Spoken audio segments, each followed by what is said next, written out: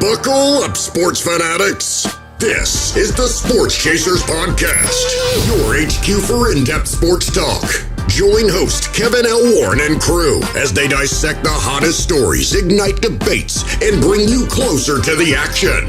From locker room whispers to expert takes, we cover it all. It's game time, so strap in and grab a drink. The Sports Chasers Podcast starts right now. Hey, what's going on, everybody? What's happening, everybody? It's another edition of the Sports Chasers Podcast coming to you live and direct. It's the Monday night. It's the Weekend Rewind Live, man, here where we talk about all the stories from across the weekend, man. And we had a lot of stories this weekend, man. We got the Masters golf, Rory McIlroy. He's with golf royalty. He's done the Grand Slam, man. He won the Masters on yesterday, so we'll talk about that. NIL, Tennessee's quarterback, man. We told y'all on this show this was going to happen. We told you. Use Twin Box. Shout out to Twin Box. And we'll talk about some other stories. The WNBA right now, it looks like they got their draft going on.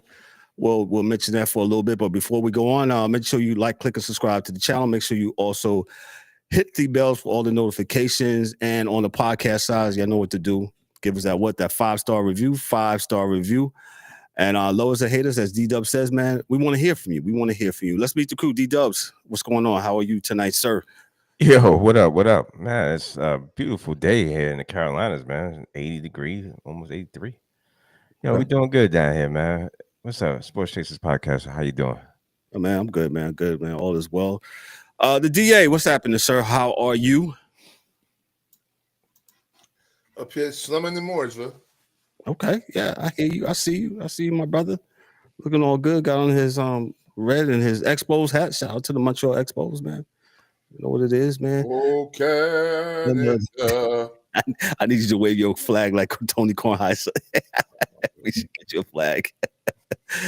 Hey, Dan K, the hockey dude. He's with us, man. Dan's a little sleepy, man, but he's with us and he's ready. Dan knows the rest of the words. That's why I started. He's about to cook the damn Rangers for me, man. Speaking of Rangers, man. How you go from winning the President's Cup, right? The President's Cup y'all won and almost went to the Stanley Cup Finals, right? You ran into the buzzsaw of the Florida Panthers, who eventually won the Stanley Cup. And to put up this season of garbage, and man, Dan, how are you this morning? How are you this afternoon, I should say? Yeah, it's probably morning for you. Could you just... I don't know. There's this bright object that's in the sky. I don't know if anybody can tell me what that thing is called. It's like a street lamp. Sun. Oh, the sun. Okay. But the world is flat, so it'll be in the same spot tomorrow. Because you shine like one. Yeah. It's a rare showing, here on a Monday night. But glad to be here.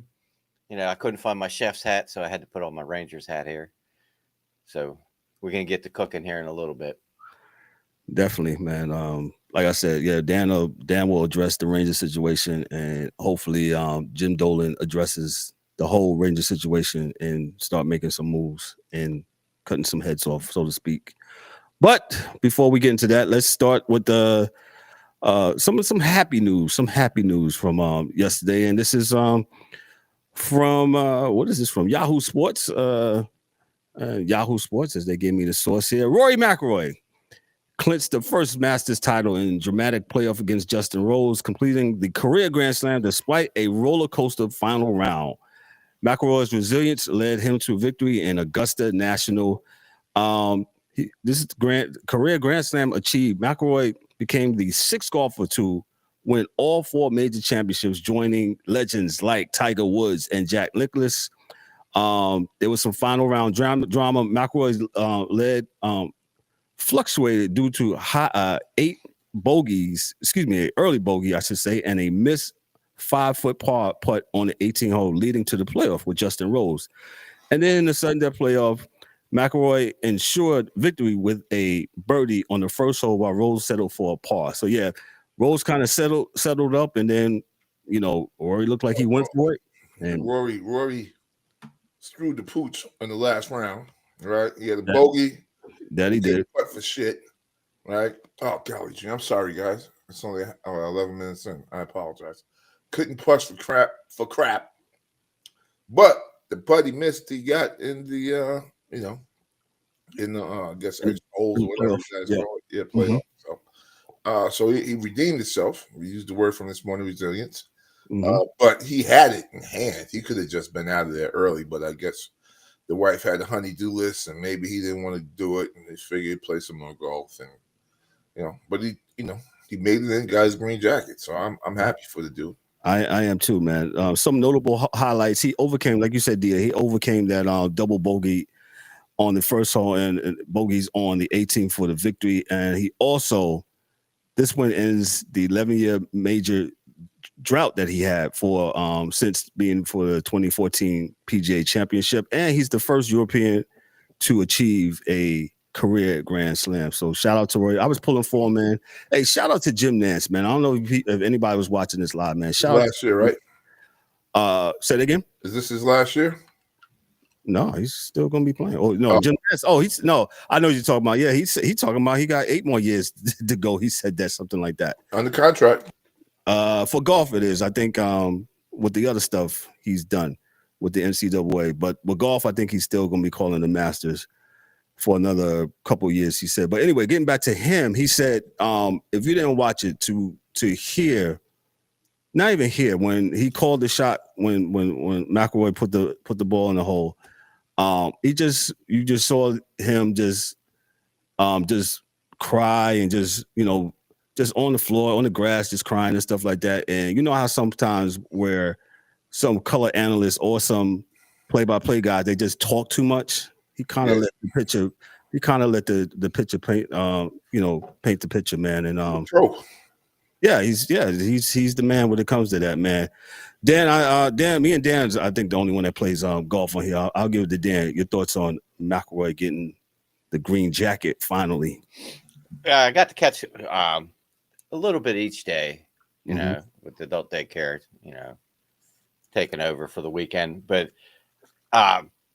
watching that last round, and the bogey in 18 killed him, but 16, he had a similar length putt for birdie and pushed it. And that would have gave him the buffer, going into those last couple holes. And that's golf's a hard game, and pressure's real. And he just happened to, push that last putt a little bit to the side. I was good to see, he was able to get it back on the first playoff hole. But I think a couple putts prior to the 18th, he doesn't have to worry about it. And like I said, like seeing his kid hold that putt that I probably most of those pros, if you put them in the same spot and gave them one chance, they may not make that either, but she hold that thing out. So like for his family, to be able to get that off his back, and say now that, I won the Masters, because that's up there with the British Open, like basically the Grand Slam events, Correct. That something that they all strive, they all want to win every week, but to be able to do that and make history was really cool. And I want to give a shout out to Patrick Reed, because like I said, I don't know, how many people watch this, but I believe it was the same hole that he missed the putt on 16 that he holed from the fairway. At the time he was -7, I believe. He bounced that thing into the cup, went to -9, finished third. And I think he got, let's see, 1.428 million. That's a big bump there, baby. In 7th place where he was, he would have been like same place, like 7th place.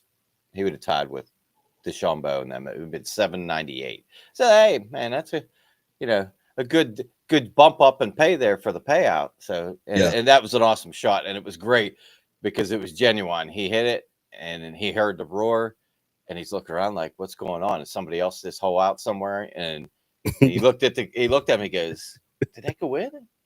And he go in, and they said, "Yeah." And he's like, got that look on his face. All right, cool, because I don't think I've ever done that in the entire time I've played golf.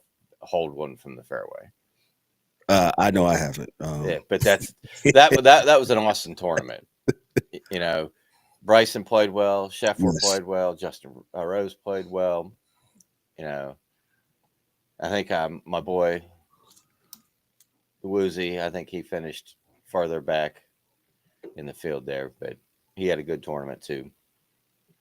But all in all, it was good. It was a good tournament. Yeah, I definitely enjoyed it. Like I said, I watched it a little bit. I was going back and forth between basketball and golf yesterday, and checking it out. It definitely was. I wanted to make a I guess a plea.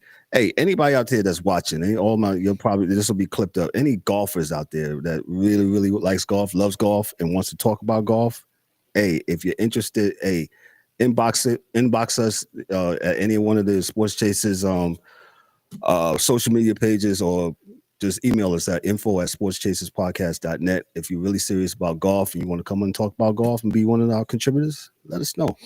So as we say, we chase all the sports, we talk about all the sports. And there you go. So let me move on to the next story here. Let me move on to the next story. From The Athletic, Stuart Mandel, he said this the other day. Tennessee quarterback Nico Lamaleva has parted ways with the football program of Tennessee following a dispute over his name, image, and likeness compensation. Lamaleva sought to double his current salary from $2 million to $4 million NIL deal, leading to a tension with the school. After missing practice and ceasing communications with coaches, head coach Josh Heupel confirmed Lamaleva's departure, emphasizes that no individual is above the program. Lamaleva, a redshirt sophomore with 3 years of eligibility remaining, has begun the process to enter the spring transfer portal, which opens on this Wednesday. Some of this athlete empowerment. Lamaleva's situation underscores the increasing leverage athletes are seeking in NIL negotiations, potentially challenging traditional programs' authority. Program dynamics. Tennessee's firm stance may signal a shift towards schools reasserting control over NIL agreements and setting precedents to future negotiations. Recruitment implications. The departure of a high-profile quarterback like Lamaleva could impact Tennessee's recruitment strategies and highlight the complexities of managing NIL expectations. This case may represent a pivotal moment in the evolving landscape of college athletics, where the balance of power between athletes and programs continue to be redefined. DA, I give it to you. Not. I told y'all the other day. This is simple. This is business. This is what people wanted. It's NIL. This isn't coming from the collective where guys are putting money together to give a student. He's saying he wants more money from ad revenue that's already there.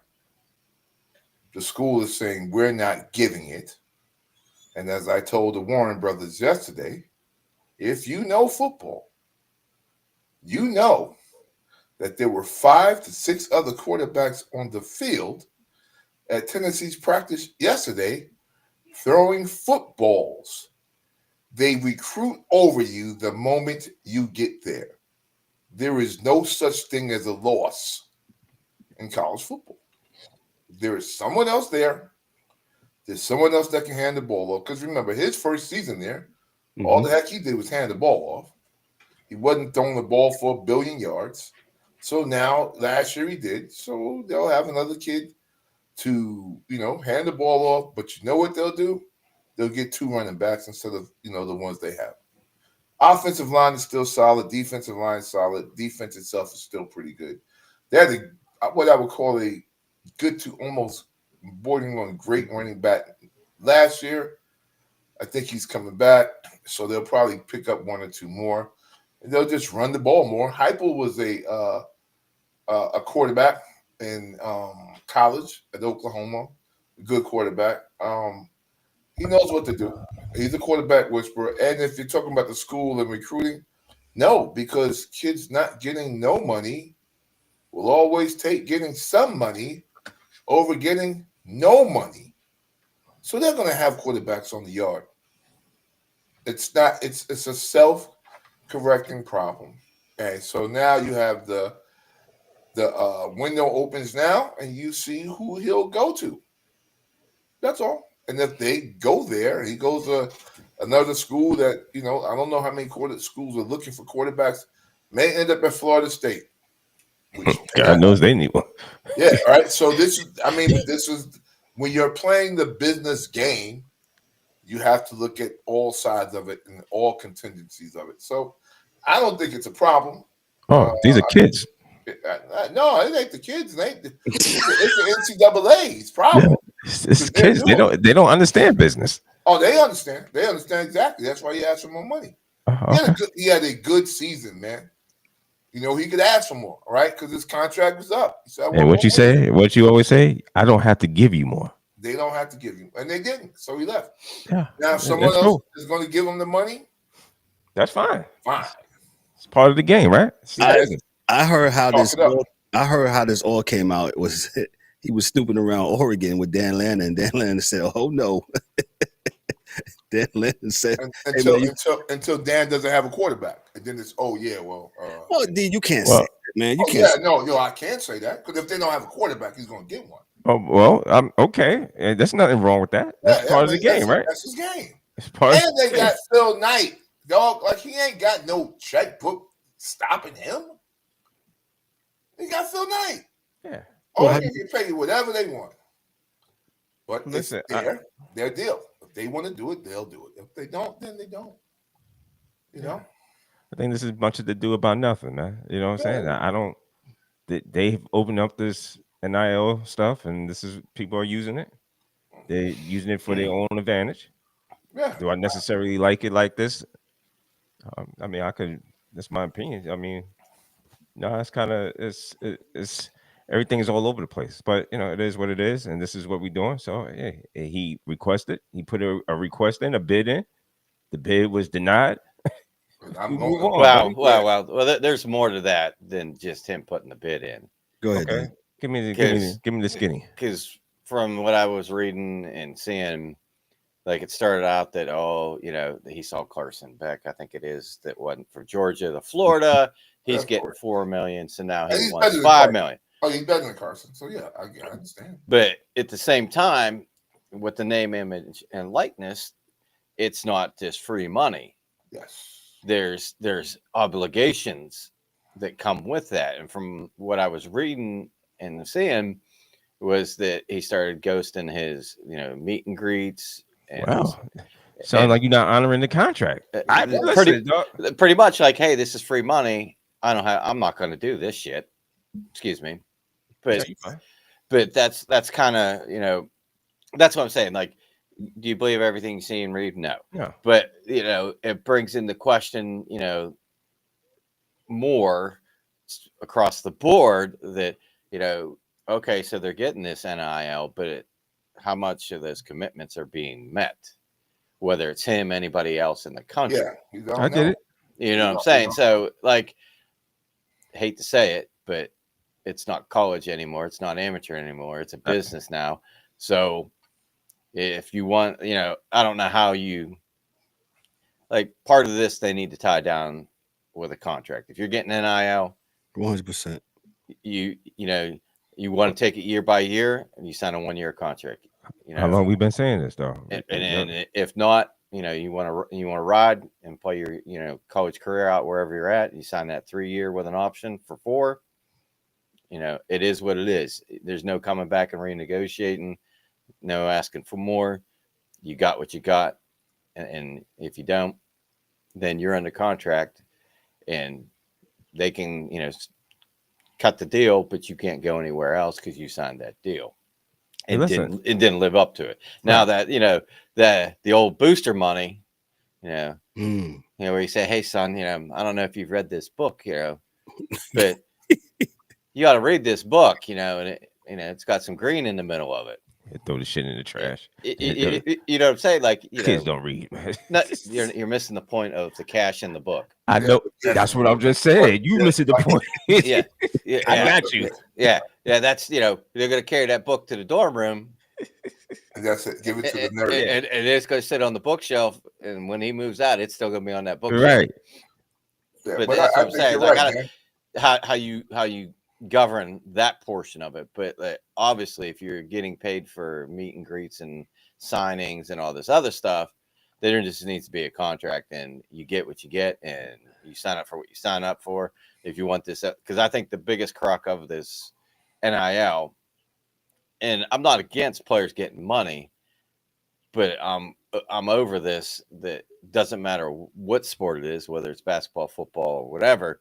That you don't like the coach, you don't like how you got used, or you had a bad year, and you want to run from your troubles. They don't know how to deal with adversity. That's the problem. These kids, exactly. we don't hold them accountable for nothing. So they get the chance to move on from this one to this club to this club. They don't like the ham and cheese sandwich. They don't like this. They keep on moving. But again, I completely agree with you. There needs to be a contract. And I must add, can't say the kids either, because look what happened in Denver with the Nuggets. Yeah, we don't like them. Get them out of here. Well, it's hard, man. It's hard, and like I said, Dan said it's right. So, NIL, if my thing is that it's just really stupid. If you can give 1 year scholarships away, you can give 1 year contracts away, right? Because you're the college, you're the one that has to come up with the funding. leagues and the funding for not just the funding. I mean the paperwork. Right. The kid's not coming to you with the contract. You give him the contract. But this leads me to say, what's the problem? Why is NCAA letting this? It's very easy because, and I can tell you why. I can't tell you how. It's because they can't be stupid. No. They can make money off of the anarchy. There has to be, because they wouldn't do it if they didn't. If they wasn't away for them to get some paper off of this. So there's got to be something. Because they've never not given away money. They've never. I just never heard nobody just speak out about this. Like this, no other time do we just let this just let it be, right? Just let it meander. Just go ahead, Because they're making some money off it somehow. Because if not, it would have got shut off. Well, right? You got to have a contract, a 1 year scholarship, a 1 year this. I need you to do your investigating journalism and figure this out. I don't need to do it because I know how business is, and people let shit run if they're going to benefit from it. Because if they didn't, they wouldn't let it happen, man. They didn't let it happen for the last X amount of years. Till they figure out how to make money. It was not Ed O'Bannon, because that case was settled. Wouldn't they stop NCAA football, Kev, on EA? You mean basketball? Basketball. No. We're talking about it was the high school one that went to the college game when they had the NCAA high school game, and you could become a college. I don't know the name. No, it wasn't basketball. I'm saying the ruling with Ed O'Bannon impacted that game. You correct? Which was the football game? The football game then eventually impacted all the rest of the games from yes, because you could create a high school player that could go to college and then get drafted in the pros, and all of those likenesses and whatnot, and whatever it was they had to pull the game because of the Ed O'Bannon thing. Right, because they wasn't compensating the kids for their faces being right. So NIL, right? Because that's what it was about. When they stopped that game that far back, they had to work on this 2 years ago, right? That's at least 10 years. They had to work up a plan. Right. Now you're going to tell me $1 billion corporation didn't have one guy sitting in the room coming up with a contingency just in case? Of course they did. But the contingency probably didn't make them enough money. There's something they're getting out of this, fellas. I'm guaranteeing you. Because every player on the team is not getting NIL. Maybe 2 or 3 dudes on the squad. So it wasn't even that hard. Actually, it's about 40 to 50% of players are not really getting these deals. So they're not. Really only the stars are going to get a commercial, man. Yeah. Dan K left guard. Yeah, he may get his collective money. He may get a few $100,000 or $100,000 to buy a car, or whatever. But he's not getting a bunch of commercials. All right, because the NIL is commercials. So that's why I say, like, listen, if they wanted to give this kid that money, they could have done so. It's just like I always say, man, or I don't always say, but this year say, if Dallas really wanted to keep Luka, they could have. These guys are not stupid, man. I got my conspiracy hat on for that one. No, but they listen, man. These teams are not stupid, man. Of course not. They're the reason why these billionaires own the team. Yeah.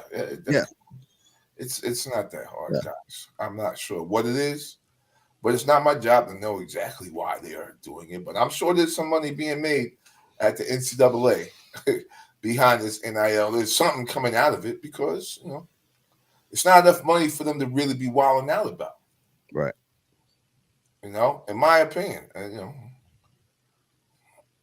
For all the stuff with Colorado, only 5 guys on the team got NIL money.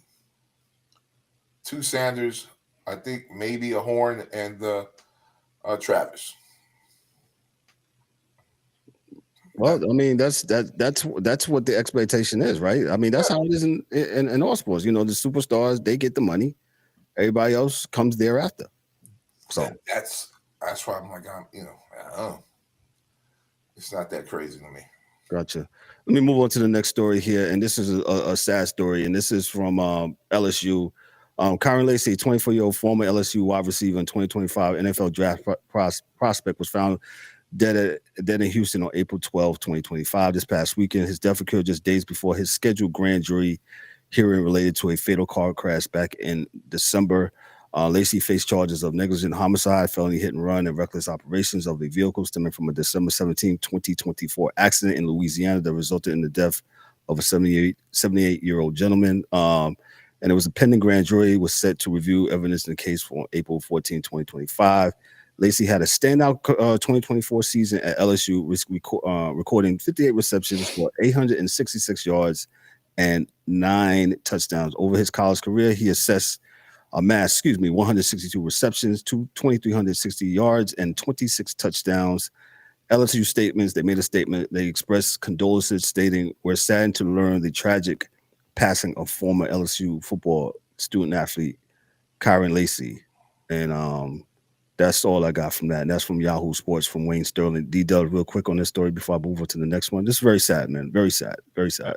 I mean, hey, man, I feel sorry for the mom and dad, parents. But, hey, I got nothing else. They said, you ain't got nothing else good to say at all. So I'm going to leave it alone. So we will absolutely move on. I got something, though. Go ahead. It's not about that. So sorry, Kevin. Okay. My one bad ESPN moment of the day. Okay, well, we'll fit it in. We got time. We got time. We got one bad ESPN moment of the day.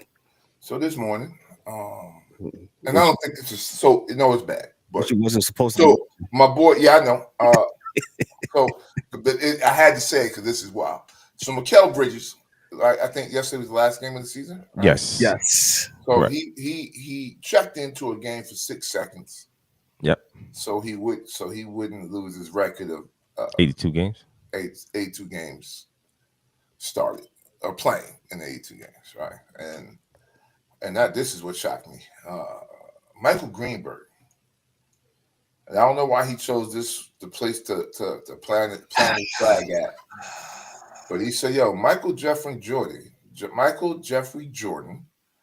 in the late 90s in a meaningless game played 48 minutes, scored 42 points, and the Bulls had the playoffs wrapped up like a month prior. He said, I'm just saying that dudes are not giving up games back in the days, and they are now.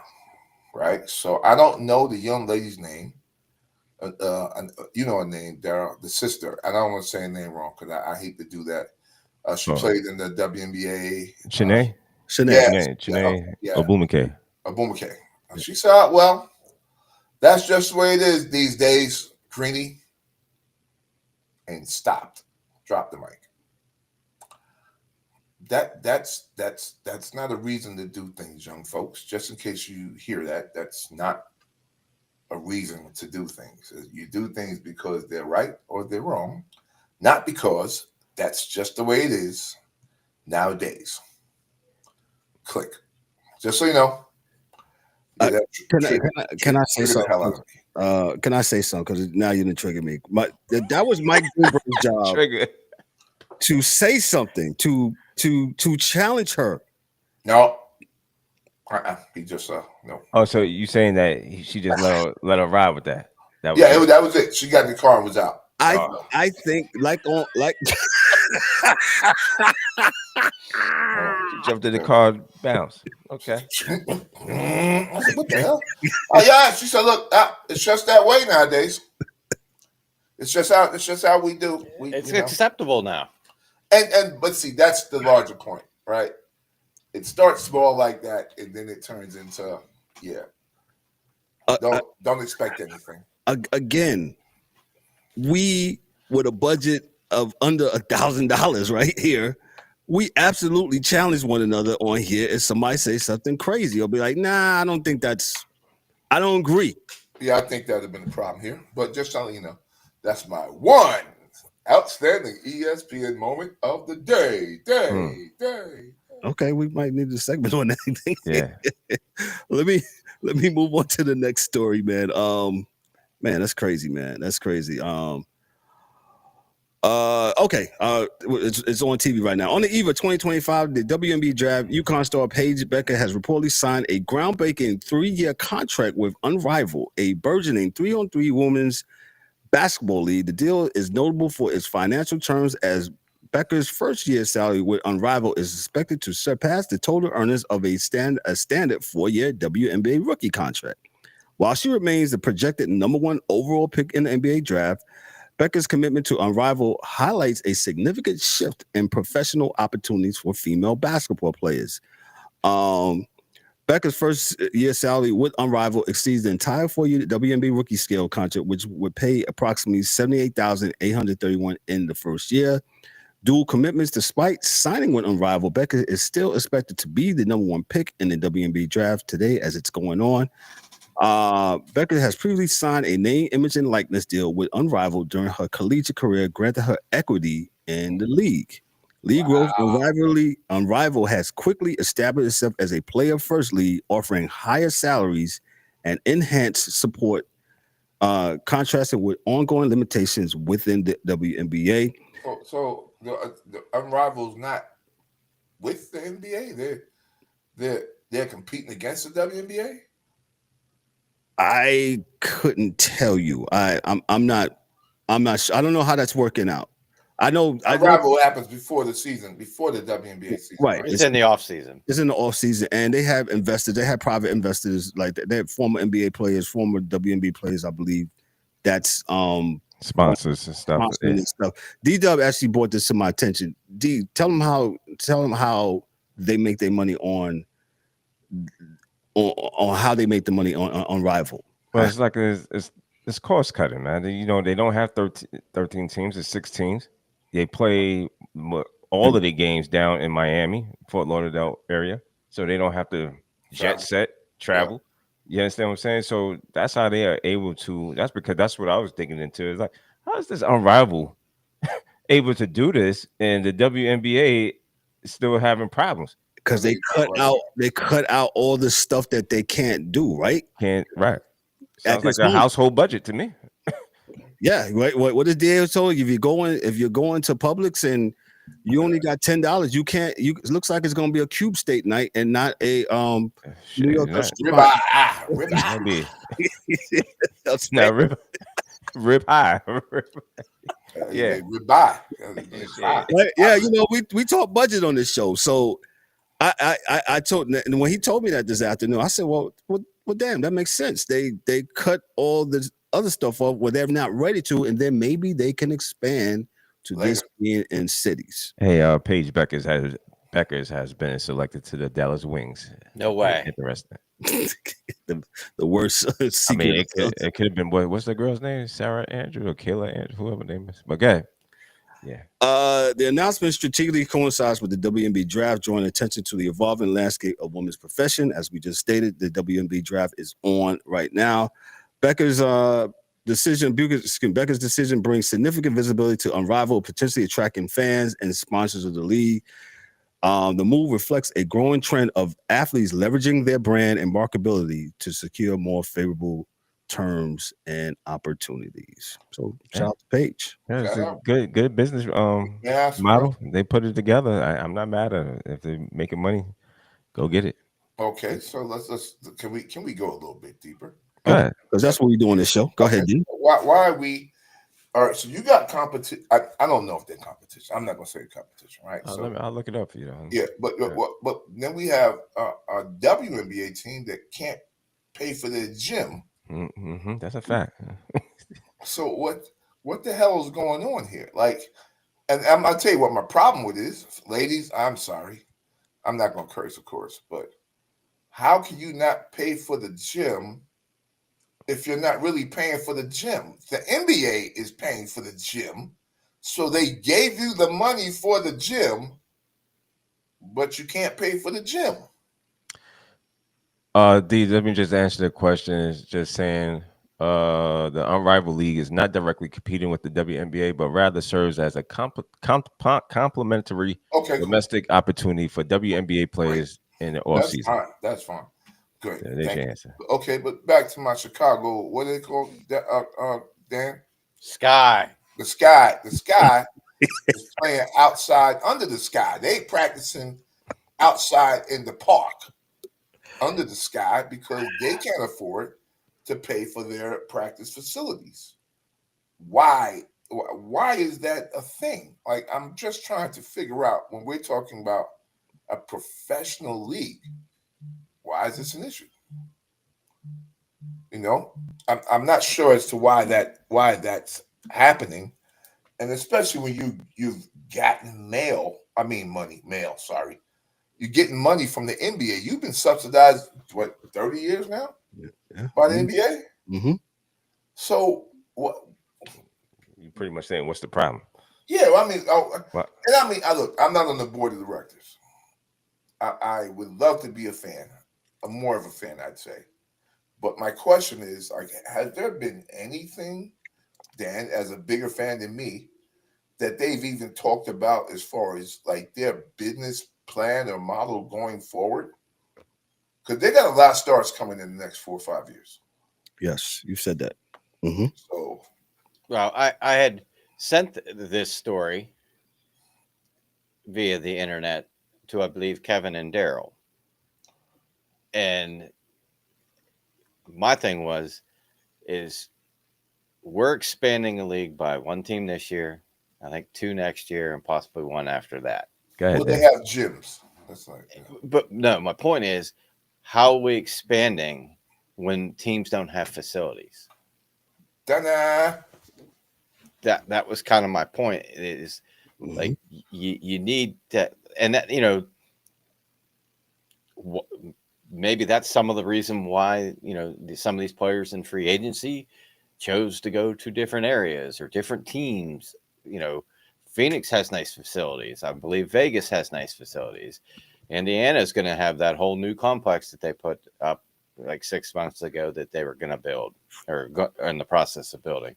So, like, part of the, you know, these teams and their ability to, you know, flourish in the league, you know, it's like the players say, you know, that's what's nice about Unrivaled. It's in one place, but they have the gym, the doctors, the treatments, and all that stuff, all there for them, all the amenities that they need to take care of themselves to be ready to play basketball is all there. So that's why a lot of these players, not only was it nice that it was still in the States and then they didn't have to play across, you know, overseas in these other leagues to make their money, they could stay in the United States, you know, which is great for them. And, you know, it's great that they had that opportunity in that league to be able to do that.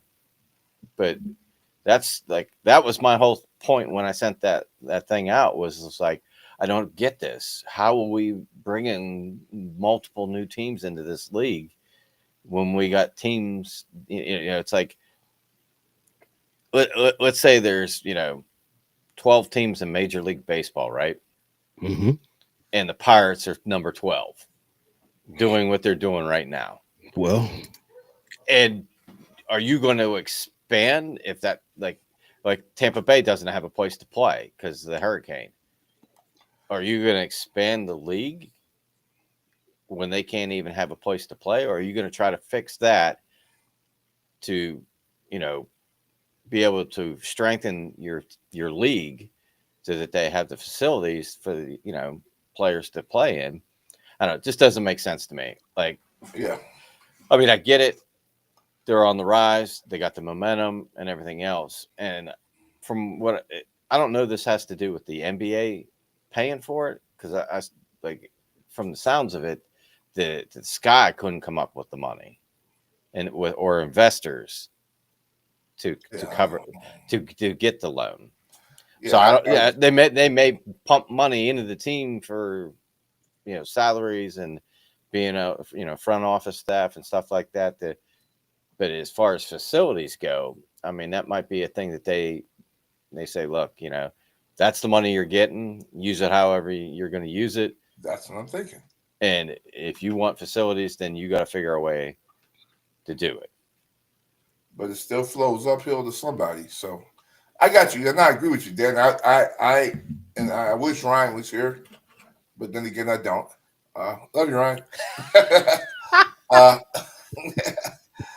Because it becomes the same argument. Like me, I look at things, and I'm not saying they don't, for sure. I'm not saying that they do not. I'm saying that if you pass things, kick items down the road, somebody still has to pay for them. Reality is, if whatever it is, if you cannot pay for the facilities for a team, it hurts the whole league. So whether it, direct check from Adam Silver or WNBA, the Sky not having the facility is bad for the WNBA. So however it gets done, like if no one puts another dollar out today, the NBA is going to front them that money for that place in the practice. Period. So the reality I'm saying is like you're saying, Dan. Okay, we got them in airplanes for $2.5 billion a year, which is last year's thing. We got them on planes, and I'm not saying they shouldn't be on planes. I'm just saying that is an expenditure, right? We're going to put this team is in now, and then we're going to do this next year, 2 more teams. What I'm saying is if you can't pay for everything you have today, you don't buy something else later on today. That's all I'm saying. For future successes at some point. That's all. And I would say no more. No, definitely makes sense to me. Shout out to all those that's watching in the comments. Thank you so much. DW, you had something? I'm sorry. No. Everybody check your phones for texts from Ryan, please. 1 second, please.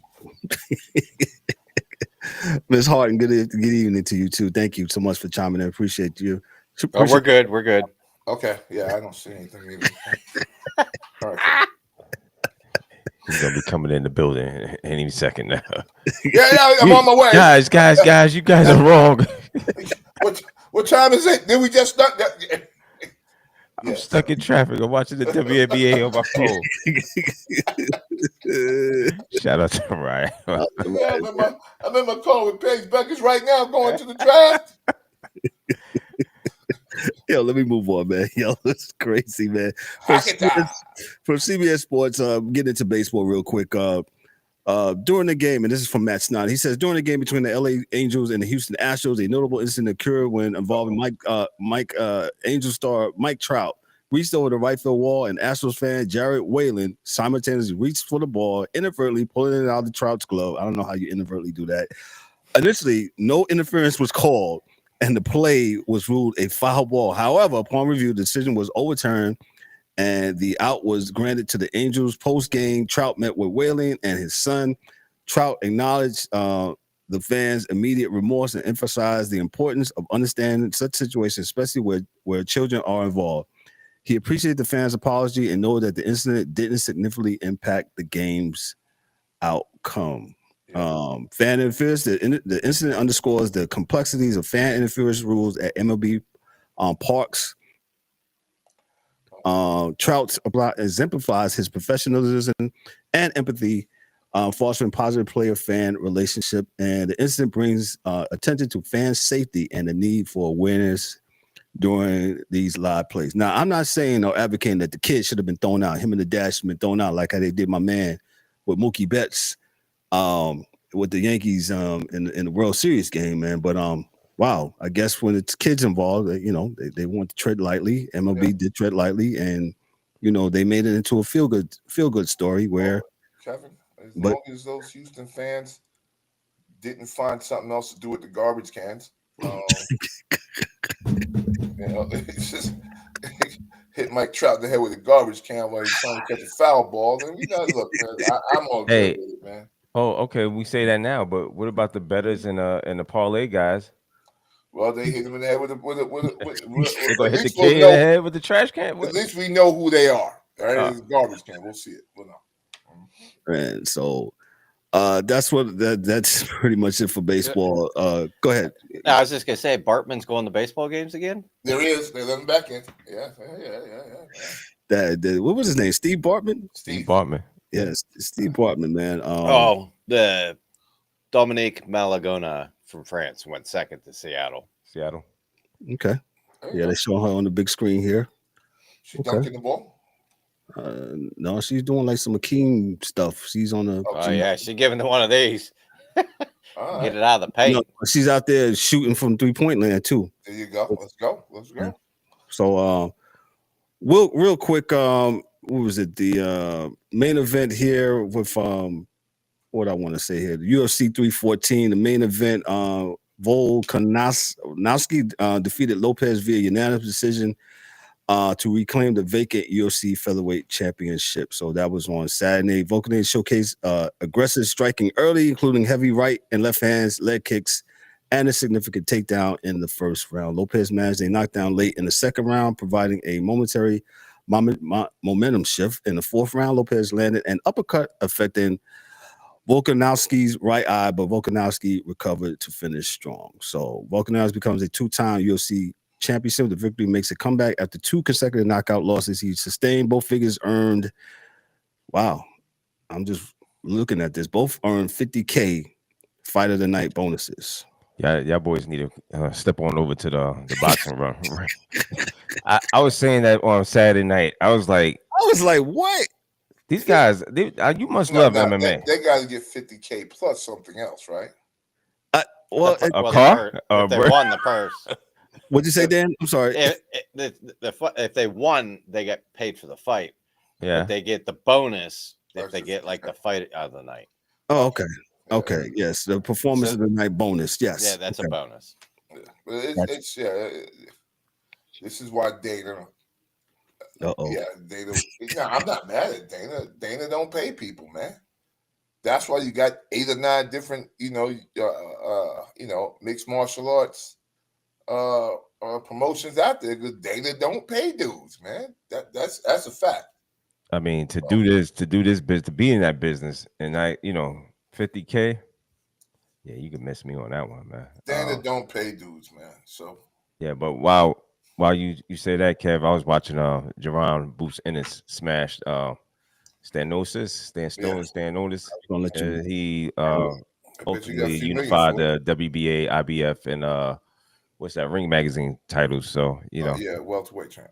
Yeah, he's the welterweight champion. Congratulations to him. And this dude, I don't know how he got a belt, but he had no business with the belt. He ain't got it no more. He ain't got no boys. Yeah. I mean, Jerome Ennis is real deal. He's a real deal. Real deal. He had 2 lackluster fights, but he came back. This one was on point. Playing around too much in the ring. Yeah, that he is. He does that a little bit too much for my liking, but he was able to get homeboy out of here. Gotcha. Let's move on to hockey. We got the hockey dude here. Like I said, a lot to talk about. Well, hockey's winding up its regular season, and I think we talked about this on Thursday. How basketball is kind of starting their postseason. Remember the 4 Nations tournament? That thing went a couple weeks So I guess that extended hockey out a little bit too. So because we talked about that, how hockey is usually first when it comes to the postseason, then it's basketball thereafter. But hockey should be will be rounding up this week, and Dan's going to start off with a cookbook lesson today. So I'll give it to the hockey guy. Well, I tried to jot some stuff down here so we could kind of go fricassee rabbit through stuff. But look, like, I don't know, what's going on in New York for the Rangers, but like ever since last season, look, they won the President's Trophy, made it to the Eastern Conference Finals where they lost to the eventual champion. And then we had the offseason. Mm-hmm. And not a lot happened with your team, which, generally speaking, you had the same kind of makeup that, players that you had the prior year. And we've talked about this before, but, so offseason, Barclay Goodrow. So, he had from what I understand reading the article, I think you sent me, Kevin, from the Post, that he had a limited no trade clause, like to 10 teams or whatever. But apparently your boys in San Jose had made some sort of deal, or that San Jose knew they were the top team on the waiver wire. So to circumvent that, they waived him. San Jose picks him up. He ends up in San Jose. One of the teams that I believe that he did not, or he had on his list that he did not want to go to. So that was kind of, and that kind of ruffled the feathers of some of probably the teammates. One, they didn't want him to go. Mm-hmm. Two, the way in which they made it happen for him. And then, of course, you had your captain, Trouba, Jacob, that, it was talked about that, he was going to get traded. He's going to get traded. That didn't happen in the offseason, but it kind of lingered around. They let him back in the had him back on the team. And that played out for the better part of the beginning of the season. And, that didn't go over well with some players. And, you probably had some disdain between the players and ownership and GM and that kind of thing. So that played into part of why, because I think during that time they had a 4-13 stretch where they didn't play very well. And then, they finally moved him to Anaheim. And what I thought was kind of funny is, I read, and there was a couple articles even better on the Post about some of the other players that are disgruntled. But like, I watched some videos of, SDPN and the like, and the guy Rangers Digest. But Goodrow, Trouba, and Lindgren, that was 3 of your top penalty killers and 3 of the top guys in minutes on the penalty kill in the league the prior year. So offseason, Goodrow, we said, goes to the Sharks. Midway through the season or partway through the season, you trade Trouba. And, we know they traded Lindgren at a later date, but, their power play and their special teams on penalty kill both plummeted this year. So, like, you got the power play. Last year, they were 26%. They were 3rd in the league. They dropped to 17.9%, 27th in the league. Mm. And I believe shorthanded wise, they were like top 3 in the league. And I think they were like somewhere between 10 and 14 this year. But I was looking too at like the stats between last year, this year, that kind of thing. And, we'll get into some of those numbers as to how that affected some of the play on the ice. But then you had the discontent in the locker room. You had players not liking, how their roles are being defined or the lack of thereof, not knowing what their role was on the team. And that kind of goes back to coaching, right? So I think Capo Caco, he spoke out. Yeah, he went to Seattle. I think within a couple days. Capo, so yeah. So they traded him for Will Borgen from and some picks, went back and forth. But that wasn't a bad pickup for the Rangers with Borgen. And then, a little bit after that, what do they do? They trade Phil Peedle for JT Miller, which that's a good trade. JT Miller's a good player, an angry player, but a good player. As long as he's happy, the good things are going to happen. And then after that, they tried, like I said, Lindgren and Jimmy Vesey, who kind of said, I really don't know what my role is here.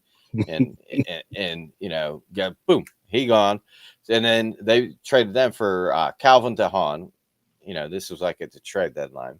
And then this is what I was saying about the article in the Post. So I saw that article, and then a more recent article was from the Post, was about Calvin DeHaan, where he was coming out for the morning skate, and they asked him, like, how's things going? And he's like, I'm sitting in the press box. They won't play me. This is effed. And they're like, well, when you want to talk about it, he's like, yeah, we can talk about it later. And then the PR person's like, talk to him, and they're like, he's going to talk after the season. So they got like 1 or 2 games. So they brushed that off to the end of the season. But he's pissed off because they traded for him. He played 3 games. They went 2-0-1, and then he's been, I think, 18 games a scratch. Like, he knows he's not an everyday player, right? But he knows he can play, every other day, or as a 6th or 7th defenseman, get you 5 to 8 minutes, 10 minutes a game, and help your team. Because, like, the stats for him, and what was it? I think he had like 1 assist plus 4. So he's not hurting you. He's not being a minus out there like some of the Rangers. This is Jeff. Man, Dan, let me stop you right there. What happened to that guy? Go ahead. That's a team thing. Got it. Well, okay, so team thing meaning philosophy or how they go about things. So your heart and soul players, usually on the defensive side, are the guys who'll just throw their body in front of anything. Right. Block shots, clear people out of the crease, stick up for your teammates, that kind of thing. Well, Lindgren was kind of that guy. He would do all that. Same with Trouba. Like I always teased it, he's kind of like an orange cone on the ice. But you got to keep your head up if you're coming into the zone. You're going into the corners. Physical guy, gonna hit you. You're gonna pay the price. I don't see that now. Like, what do I always tell you? When the Rangers are getting beat, and I look at the box score or look at the highlights, they're soft. There's the familiar number for me on the ice, and I'll give you a hint. It's 79. So it's like, that's what I'm saying. It's like a team thing. So they're not good on the power play. Nope. They're not terrible on the penalty kill, but they drop back some. And you look at the plus minus for this team, they're -6 as a full roster. Guys that played this year, they're -6. Last year, they were plus 82. So basically, they were. Yeah, that's a lot. And just remember, guys, Dolan was the one that ruined his father's company, so he can ruin a team. Not hard. But I don't think he's pulling the trigger. Like, that's what I'm saying. Like, as we get down this, like, there's other factors in this as to why I think this team has struggled. Yeah, let me interject what he said, Dan, what DA said. DA, I don't think Dolan has never messed with the Rangers. He didn't, but it's a lot of non-moves and too many moves in a season. Well, it seems strange. I think that's Chris Drury. That's the general manager who ain't got a lot there either. For his whole time, Dolan's been there. He's messed with the who? the Knicks. Knicks, of course. I've never heard of him being entangled because I don't think he knows hockey like that. Yeah. I could be wrong, but I don't think, and he just let the hockey people run hockey. And that's it. But Chris Drury, like I said, I need him to be gone. I think he's part of the whole problem too. Go ahead, Dan. Let the hockey guy speak. But getting to that point, that's why I say like there's other factors. Like I think the people that they move, DA, are the ones that were speaking out, the ones that were frustrated and not happy with the coaching staff, the way they're being used, that kind of thing. So that's not Dolan. That's GM, coach, like, you know. And here's the other thing. So to get back to that point of coach and GM. So right now, you know, the last 3-4 games, you needed hope and a prayer to get into the playoffs. So you pretty much know you're not going to make it because you have to basically get every single point and hope that none of the other teams ahead of you get any points. And with the way the NHL is now, with overtime, you get a point. That's near impossible.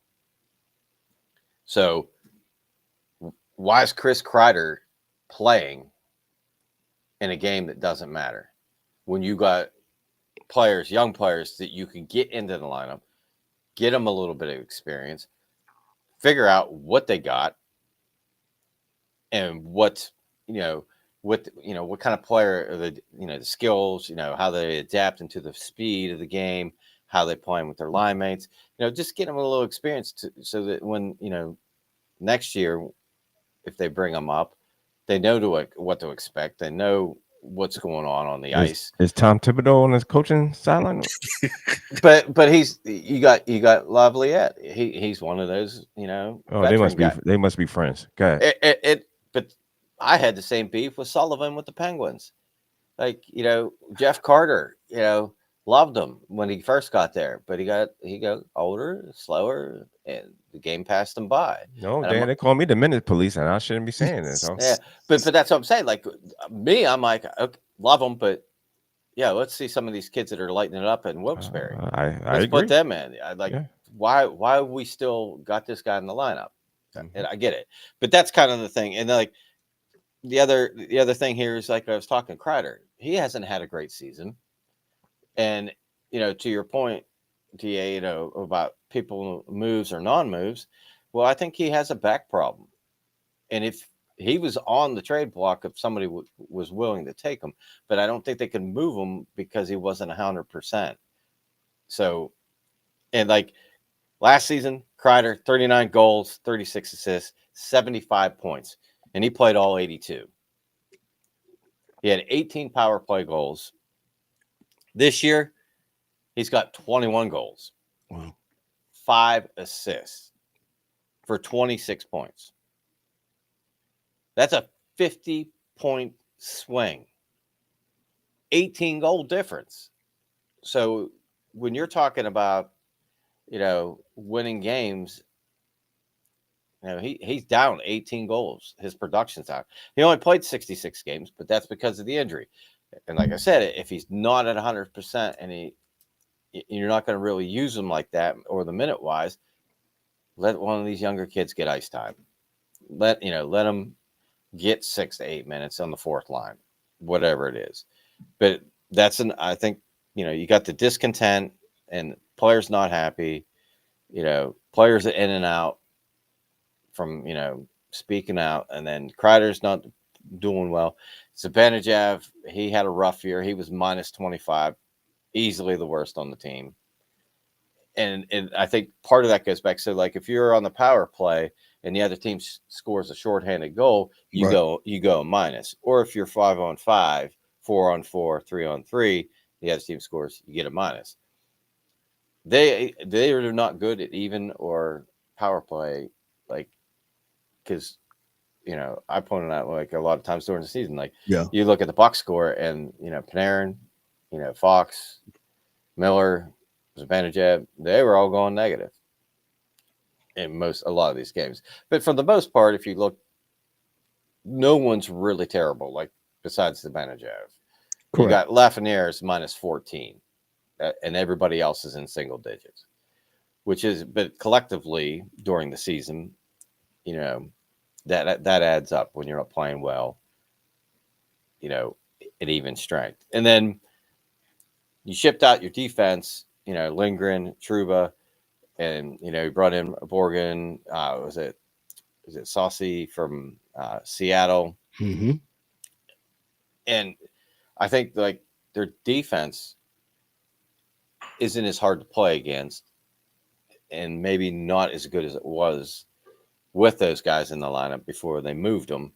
So you give Shesterkin a boatload of cash coming up, and his numbers for the year aren't terrible. Like, what was it? A 903 save percentage, 2.91 goals against. You know, that's not terrible, but he doesn't have any help. And one of the craziest stats I think I heard, I think it was on the SDPN, it was they gave up 2 goals in less than 2 minutes 23 times this season. And I believe that was tied for worst. And I believe it was Anaheim and possibly the Sharks that also had that distinction. So, like, and I don't think that they ever came back the entire season after being down 2 goals. Wow. Well, that's there he is. I mean, if you can't have the resilience to come back, man. And that's kind of my thing, is like it's a multiple things that kind of manifested itself this year. You know, some people being disgruntled, some people not liking the front office, some people not being able to be completely healthy. Just not like, to me, some of this falls on the coach, where like I watched some of these interviews he's been given the last week or so. You know, like I could pull up the schedule and see what the scores were, but I bet you that like in the last 2 weeks, your Rangers got pumped for at least 21 to 25 goals in like 4 games. Yeah, because the Flyers beat the hell out of them. Carolina beat the hell out of them. I think Tampa Bay beat them 5-1. But like, that's the other thing. It's like you're not in the playoffs, but yet you're just letting the other. Well, you're letting the other, like I get pulling the goalie, but once you score, they score 1 and make it like a 3 or 4 goal game. Why are you going to leave the goalie out or pull him again with like 2 minutes ago? I didn't understand that, and to me it was like you can't score when you're even strength, and it just was mind-boggling when I saw that. I was like, that doesn't make any sense. It kind of like capsulized the Rangers' whole season, how much they sucked this year. So it was like he was doing shit to try to get his walking papers. Yeah, that's what I said. I think he's been wanting to check out. It's checkout time. And some of the things that I was watching were like, you know, people were saying like he's a 2 to 3 year coach. After 2 to 3 years, he got to go. And like them going forward, they got to do some, I think, real, you know, head scratching thinking and planning of what do you want your team to look like. And the most important thing is going to be, I highly doubt it that they stay with Lavalliette. But what kind of coach are you going to get? So are you going to get a coach like a Tortorella that's just going to yell at these guys? And, you know, they don't need that. We've seen that act before here in New York. We good. You've got players, core players, that you don't need that. Miller, he'll do that for you. Yes. He will yell at his own teammates and tell them get their head out of their ass. But like Panarin, Zibanejad, Trocheck, you know, Kreider if he remains, but they have a good core of veteran leadership. Mm-hmm. So to me, do you need an X and O's guy, or do you need? To me, I think they need somebody that can kind of teach the younger kids. Like they need to go younger, right? So they need somebody that can teach those kids or develop those kids, but they also need a motivator.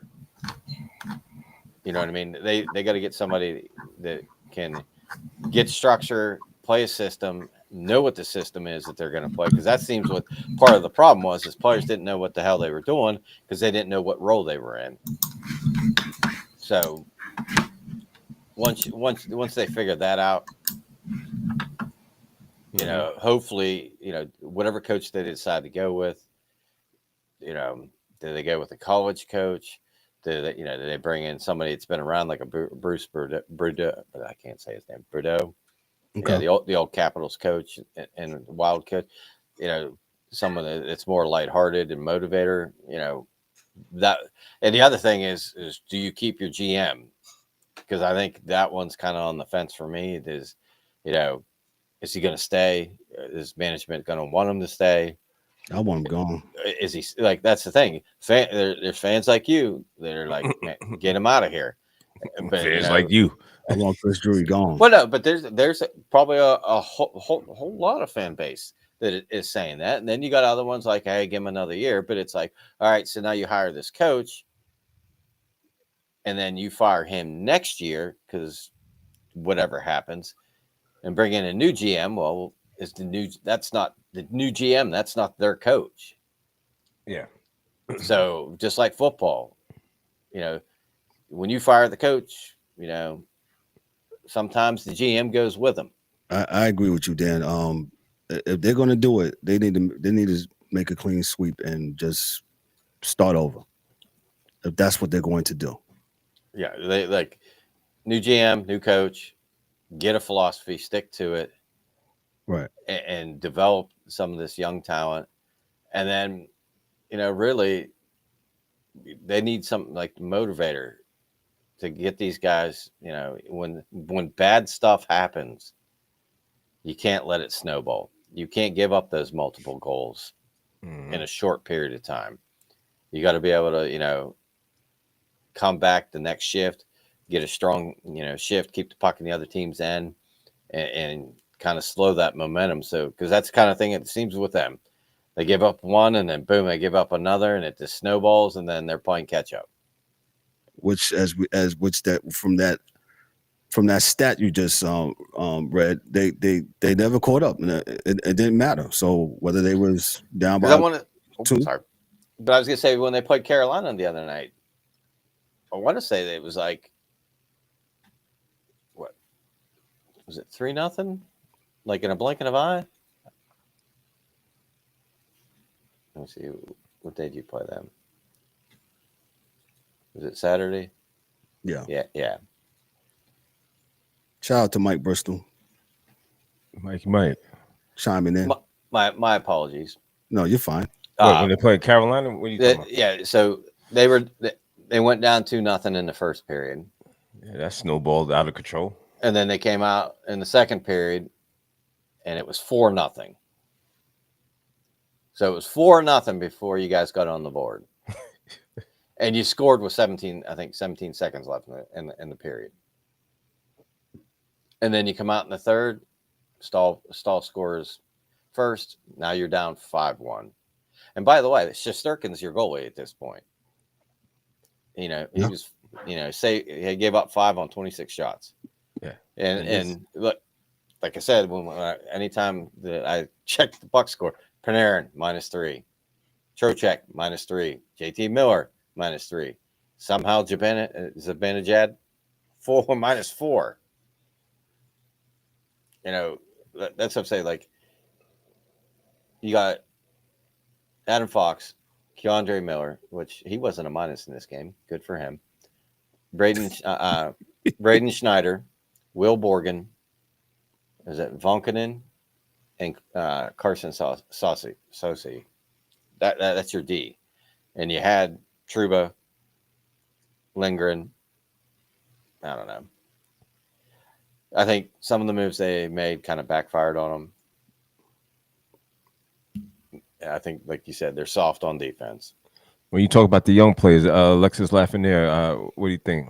I mean, is he part of the? I mean, he was the next highest minus for the year, but I don't think he's the problem. Not the problem. Like bright spot, Will Cooley, young kid. He's lighting it up. He's playing. He played really well this year. and say, what do you have? 43 points. Let me see. Will Not bad. Plus, he's a plus 7. Yeah, plus 7. 150. Yeah. Yeah. So he's not bad. That's what I said. Like Rempe, I mean, he only gets 5 to 8 minutes a game, and he was a plus this year. Like I think he had like 6 points, plus 3 or 4, or something like that.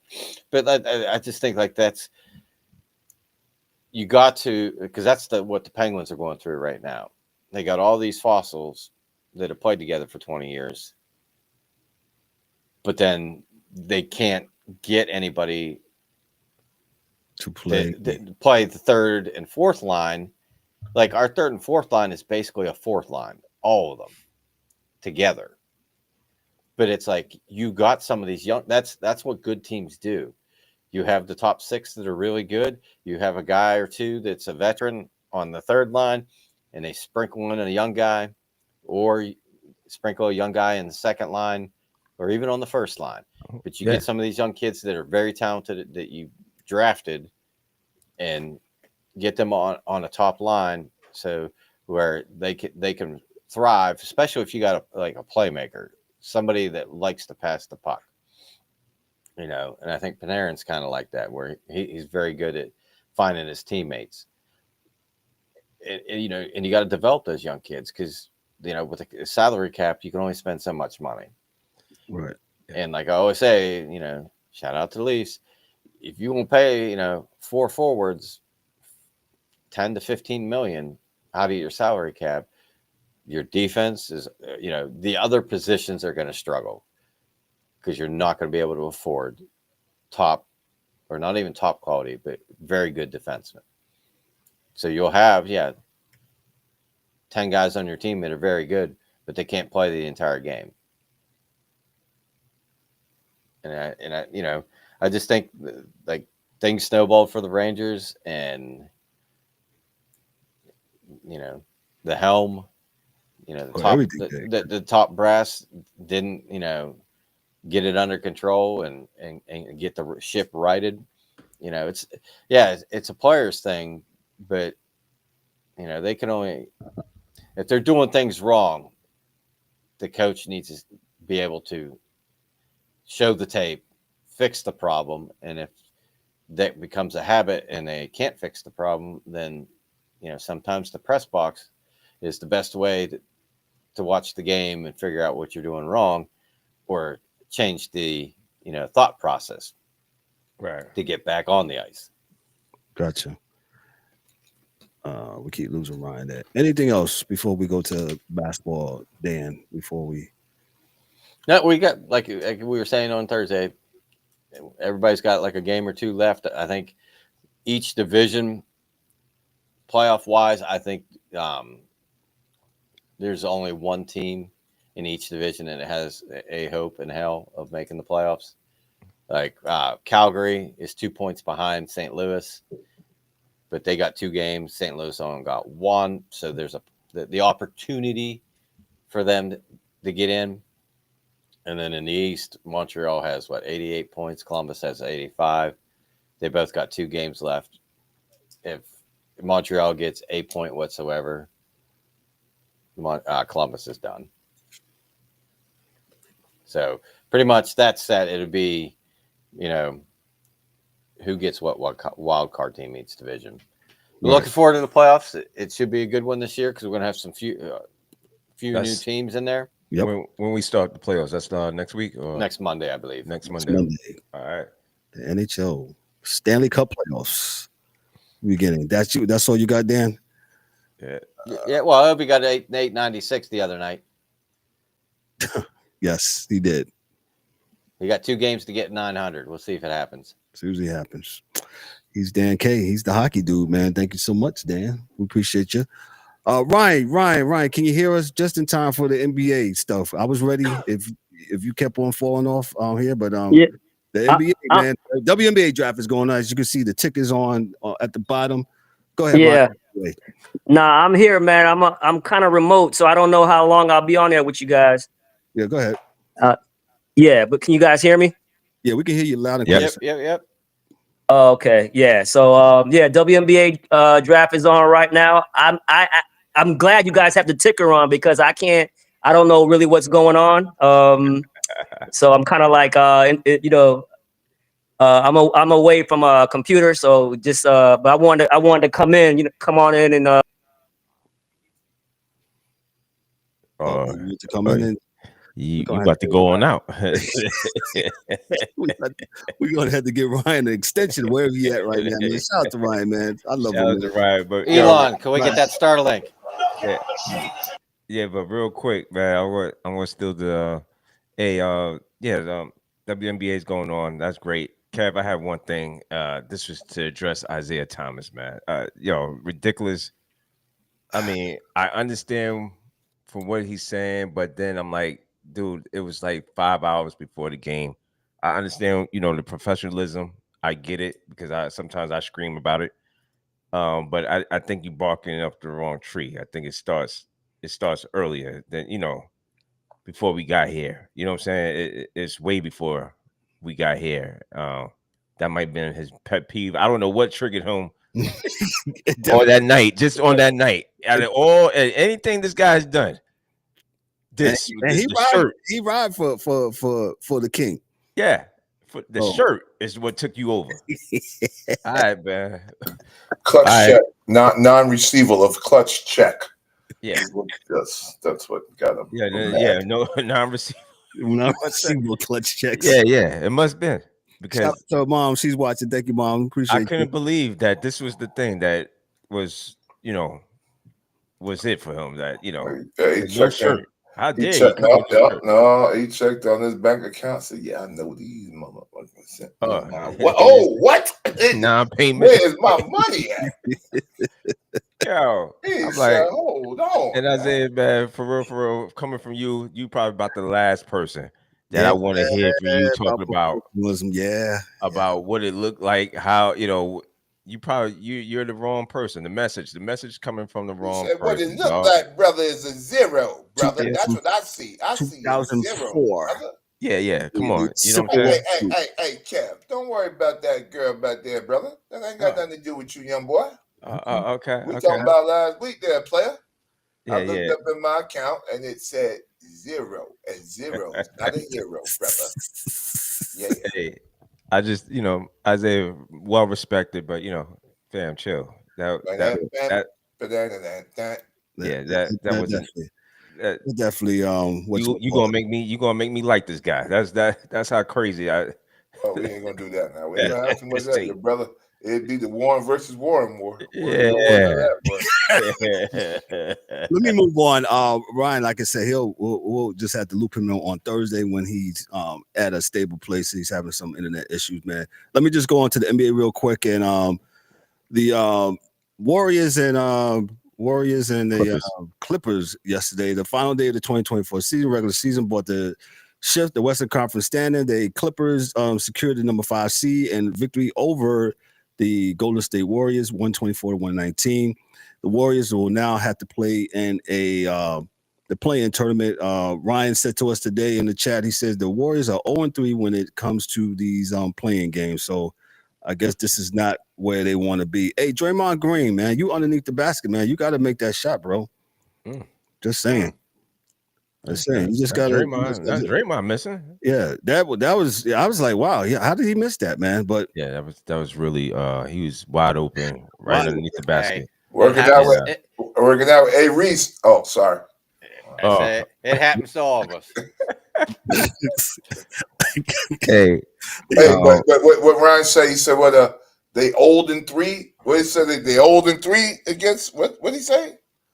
Oh, I don't know, man. You got me on that one. No, you just said it. He said 0-3. Oh, I'm sorry. 0-3 when it comes to the playing games. They not 0-3. They 0-3. 0-3. The Clippers stars Kawhi Leonard and James Harden combined for 72 points, leading the Clippers to their 8th consecutive win and a direct playoff berth. Despite Curry's, go ahead. No, I was talking about the Clippers. They were saying about the Clippers, and I was dismissing them. But hey, James Harden put on a show. He almost had a 40-point night last night. He's coming to play. They look good. I still don't want to, go crazy, because if you go crazy with them, they'll end up losing the first round. So stop coming. So you can't cheer. Yeah. But then Kawhi stopped coming. And Kawhi stopped playing. Yeah, right. And that, but he played well. He played well last night.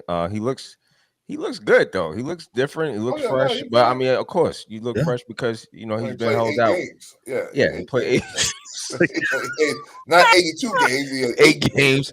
I think most people look good, 8 games in. Hey, what was the hashtag trending on our text message chat this morning? Hashtag 82. And shout out to all the players, all 11 players that played 82 games. It's getting to that now. I gotta give trophies out. Games, I think 10 times, and he played one. I think he's almost 77 years old. Michael Jordan played 82 games one time. Yeah, so, you know what I'm saying? Listen, the reality is this. I think the Clippers are going to really shock some teams because they got 2 sure enough hitters. Oh, yeah. And I'm not talking about like there's 2 guys that can't be guarded, right? No. And they got guys behind them that can guard folks. So it may be a little hard for a lot of teams to kind of take them on. Norm Powell? Norm Powell can play. Serious. What's my man from France? He can play. The big boy. Who's Zubac? The center averaged, I think, 16 and 10 this year. So they don't have a bad team at all. Nah. I think they have the experience to do some things in the playoffs. Definitely. And like Kev, I know you sent me something from my man there, Chilltown. And no disrespect to the brother, but listen, you get a lot of records in the NBA this year because nobody played defense. So if you're going to do that, then the Clippers may win the chip, fellas. Excuse me. The trending hashtag we had on our chat was why not hashtag why not 82. That was the That's just the way. They do it in hockey. That's why. What's Sinead say? That's just the way it is. It's just the way it is. Things will never be the same. They can never be the same. That's just the way it is. And then she hit the gas. She hit the gas on Mike Greenberg. Mike Greenberg, you should know. That was looking good. You supposed to say something about that. Yeah. Shout out to Mills. Mills is in the building. Yeah, Mike Mills is. But yeah, the Clippers look good. I understand that the Warriors played the Grizzlies. The Grizzlies are 0-8. So yes. Hey, it's gonna be that's gonna be an interesting matchup for those guys. Ain't gonna be interesting. As long as the Stifle Tower does anything, I think that I think that the I think the Grizzlies have I'm not gonna say a better team overall, but they do have a stopper in the middle. He's a stiff. Definitely. Yeah, he misses layups, which kills me. But reality is, if our man from New York does what he at least 20 points a game, picks up a few fouls, and you let Ant do what he does, then I think it could see the thing about Ant-Man is that he is, as weird as it sounds, he's really trying to embrace the whole Jordan thing. Like he's not even like. Wait, you talk about what game you talking? You talking about the Lakers? Yeah, the whole series. Like he's Minnesota. He's embracing the Jordan thing. Like, I'm trying to be the face of the league, whether I'm paying my baby mothers off or whatever I'm doing. This is what I'm trying to do. So somebody's going to be left in blood on that court. So, and I don't know who. Might be the guy that can't play defense at all. But there's 2 of them. So, but I think he's going hard though. I really do, because he talks like, listen, man, I don't care about this guy. Well, I mean, according to your man, Timberwolves, Timberlands, Lakers in 5, bro. It don't matter. Yeah, boy. Yeah, you'll see, boy. But we'll see, though. I think start getting tight, boy. King gonna sit down. Yeah, and I believe when the NBA start their playoffs, they start their playoffs this Thursday. Okay. 4 months from now. No, no, that's football.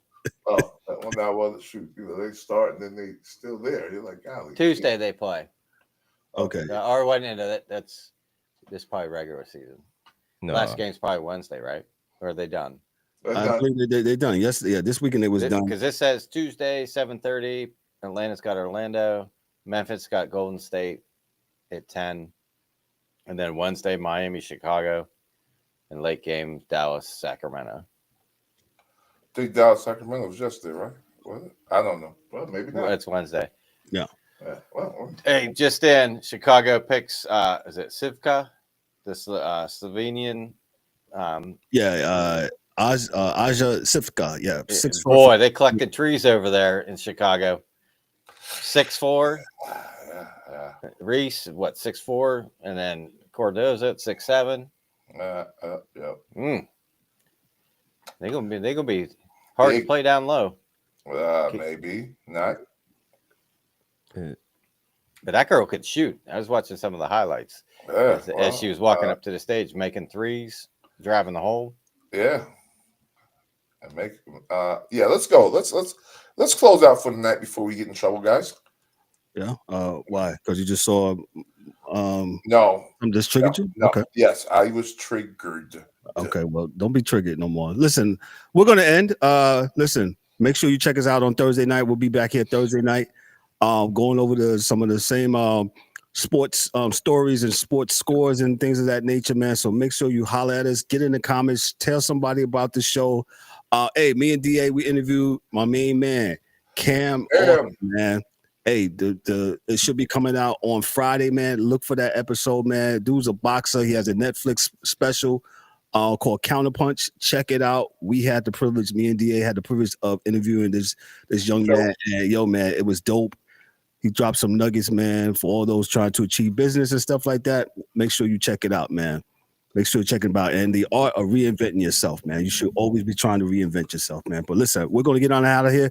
On behalf of myself, for Kevin L. Warren, for Daryl D. Does Warren, for Dan K., the hockey dude, for the DA, for Ryan, and we got Mike Mills and James the Angry One. Yo, this is a Sports Chasers podcast. Be good, be blessed, be well. And we'll catch y'all on Thursday night. Peace. That's a wrap for today's episode of the Sports Chasers podcast. Don't forget to subscribe on YouTube and your favorite podcast platforms, and connect with us on all social media channels for exclusive content and updates. We'd also love for you to join the conversation, share your thoughts, and become part of the Sports Chasers community. And remember to tune in next time for some more real sports talk.